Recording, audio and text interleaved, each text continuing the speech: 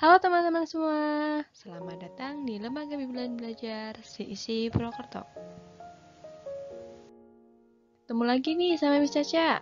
Nah, di video sebelumnya kita udah belajar ya tentang dinamika partikel part 1, di mana kita belajar tentang hukum-hukum Newton dari hukum 1, hukum 2, sampai hukum 3. Nah, di materi yang kedua ini kita akan belajar tentang macam-macam gaya yang bekerja pada suatu benda. So, tonton terus videonya. Nah, yang pertama adalah gaya atau F. Nah, gaya yang ini merupakan gaya secara umum ya. Jadi, gaya itu adalah dorongan atau tarikan yang dapat menyebabkan benda bergerak, berubah arah, maupun perubahan bentuk benda. Nah, contohnya ini ada sebuah balok menempel pada suatu lantai. Nah, gayanya itu bisa berupa dorongan seperti ini ataupun tarikan seperti ini. Nah, yang kedua adalah gaya berat atau W. Nah, gaya berat adalah gaya yang terjadi akibat adanya gravitasi terhadap massa benda, sehingga benda selalu mengarah ke pusat bumi. Jadi, misalkan ada benda nih. Nah, kayak gini ya, balok. Karena ada gaya berat, maka arahnya akan selalu ke pusat bumi, jadi ke arah bawah. Jadi, gaya W-nya seperti ini. Nah, misalkan bendanya miring, sini juga akan tetap ke bawah. Jadi akan seperti ini. Ataupun kalau seperti ini, tetap akan mengarah ke pusat bumi, jadi tetap ke bawah ya. Nah, jadi kalau gaya berat itu, bagaimanapun posisinya, arah gaya berat atau W itu akan selalu ke bawah atau ke pusat bumi karena adanya gaya gravitasi. Nah, pesan nih gaya berat atau W ini dapat diketahui dengan rumus W sama dengan M kali Y, di mana W merupakan gaya berat yang punya massa dalam satuan kilo dan G-nya dalam percepatan gravitasi dalam satuan M per S kuadrat. Nah, biasanya kalau di soal-soal itu gravitasi bumi biasanya kalau nggak 9,8 itu 10 meter sekon kuadrat. Nah, lanjut ya. Yang ketiga adalah gaya normal atau N. Gaya normal adalah gaya yang timbul akibat benda berada di sebuah permukaan bidang dan arahnya selalu tegak lurus arahnya dengan permukaan bidang. Jadi perlu digarisbawahi ya, kalau gaya ini timbul akibat benda berada di sebuah permukaan bidang. Jadi bendanya harus menempel pada bidang lain. Misalkan di lantai, di tembok, di papan, di kayu gitu. Dan arahnya selalu tegak lurus, artinya membentuk sudut 90 derajat. Nah, misalkan seperti ini. Nah, ini dia si kotak menempel di, misalkan ini kayu ya. Nah, si kayu ini jadi adalah permukaan bidangnya. Terus gaya normalnya itu tegak lurus ke arah permukaan bidang. Jadi arahnya seperti ini, tegak lurus ya. Jadi gaya normalnya seperti ini. Karena harus tegak lurus ya. Tegak lurus berarti nanti di sini itu membentuk sudut 90 derajat. Oke, lanjut ke contoh dari yang kedua. Nah, kalau bendanya miring seperti ini, kayaknya juga sama. Jadi kan permukaan bidangnya ini ya. Jadi tegak lurusnya ke arah sini. Oke. Lalu lanjut ke kalau bendanya seperti ini. Ini misalkan jam dinding yang menempel pada tembok ya. Gaya normalnya kemana? Nah, ini kan permukaan bidang. Permukaan bidangnya jadi harus tegak lurus nih. Jadi arahnya seperti ini ya, karena tegak lurus. Ini kan bidangnya, perluan bidang, tegak lurusnya berarti kan ini di sini. Karena di sini membentuk sudut 90 derajat. Oke. Jadi berbeda ya.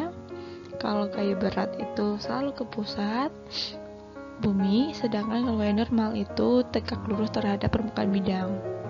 Jadi gaya normal itu bendanya harus menempel pada benda lainnya, terus arahnya tegak lurus gitu ya kuncinya. Jadi kalau bendanya melayang tuh, misalkan pesawat lagi terbang di udara, itu nggak ada gaya normalnya, oke? Karena dia melayang, tidak menempel pada suatu permukaan bidang. Nah, untuk besarnya gaya normal ini nanti tergantung dari sistem gaya yang bekerja. Nanti dibahas di contoh soalnya aja ya. Oke, kita lanjut ke gaya keempat, yaitu gaya gesek.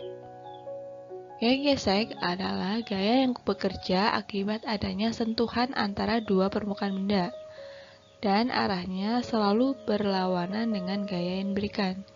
Jadi perlu digarisbawahi, adanya sentuhan antara dua permukaan benda. Oke, jadi harus ada dua permukaan benda yang saling bersentuhan ya. Terus arahnya berlawanan dengan gaya yang diberikan. Contohnya ini. Nah, benda pada benda diam. Nah, benda diam ini ditarik dengan gaya sebesar F. Nah, gaya geseknya gimana? Gaya geseknya tadi ya berlawanan arah. Jadi arahnya akan, ini kan sebelah kanan F-nya, F besarnya. F geseknya akan ke sebelah kiri seperti ini. Nah, karena bendanya diam namanya Fs atau gaya gesek statis. Nah, kalau bendanya diam itu terjadi karena besarnya F itu lebih kecil atau sama dengan Fs. Jadi misalkan F-nya 20, Fs-nya tuh bisa 20 atau mungkin lebih besar 21, sehingga bendanya akan diam. Nah, terus Fs max itu atau gaya gesek statis dapat dicari dengan rumus nu s dikali n. Nah, ini kan benda diam. Selanjutnya adalah contoh pada benda yang bergerak. Misalkan ini ada kotak nih nempel di lantai, terus ditarik gaya sebesar F ke sebelah kanan. Jadi gaya geseknya adalah ya ke sebelah kiri, sama ya, cuma namanya FK atau gaya gesek kinetik ya. Jadi kalau statis itu diam, kinetik itu artinya dia bergerak. Nah, kalau bendanya bergerak itu berarti besarnya F besar itu lebih besar dari Fs max, atau gayanya lebih besar dibandingkan gaya geseknya. Nah, terus nanti kalau sudah diketahui F-nya lebih besar dari Fs max, maka nanti gaya geseknya yang dipakai bukan gaya gesek statis ya, tapi gaya gesek kinetik, di mana rumusnya adalah Fk sama dengan nu k dikali n. Nah, ini kan nu s, ini nu s, yang satunya nu k. Itu bedanya adalah kalau nu s itu koefisien gesek statis, kalau nu k itu koefisien gesek kinetik, sedangkan n-nya itu adalah gaya normal. Lanjut ke gaya selanjutnya adalah gaya tegangan tali atau T. Gaya tegangan tali adalah gaya yang bekerja pada tali tersebut dalam keadaan tegang. Jadi ada tali pada satu benda, terus keadaannya tegang ya, tegang. Nah, contohnya adalah seperti ini. Nah, ada benda diikat terus menggunakan tali yang diikat di kayu. Nah, misalkan, nah ini kan bendanya mempunyai massa, jadi akhirnya talinya tegang seperti ini. Nah, si benda akan memberikan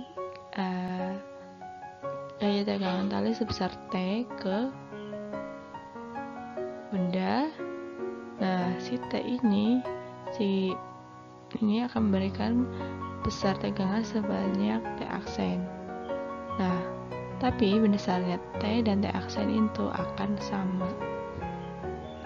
Selain contoh seperti ini, bisa juga dengan contoh dihubungkan dengan katrolisin. Nah, ini kan ada tali. Nah, besarnya T aksen T1 dan T2 ini sama, karena masih pada satu sistem tali ya.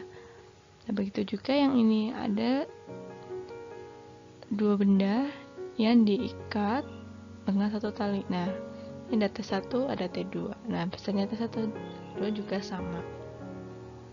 Begitu juga yang ini. Ini ada benda diikat pada suatu bidang miring ya. Ini nantinya benda akan memberikan gaya tegangan tali sebesar T. Nah, benda sini juga ini akan memberikan gaya tegangan tali sebesar T aksen. Tapi besarnya sama ya, karena masih pada satu sistem tali.